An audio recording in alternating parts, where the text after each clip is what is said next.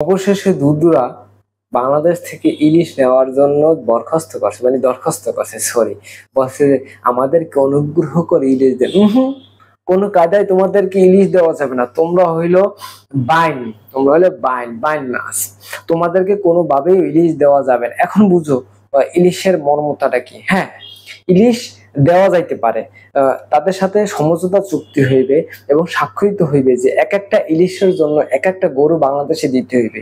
সেই প্রকারের চুক্তিতে যদি তারা আসে তাহলে কিন্তু আমরা ইলিশ দিতে আমরা রাজি আছি। তাছাড়া তাদের সাথে কোনো সম্পর্ক আমাদের থাকবে না। কোনো পাচারা কোনো সুযোগ নাই। ঠিক আছে, প্রমাণিত হয়েছে তোমরা যে চোর বাটপার শেষ, তোমাদের সাথে কোনো চুক্তিতে আমরা নাই।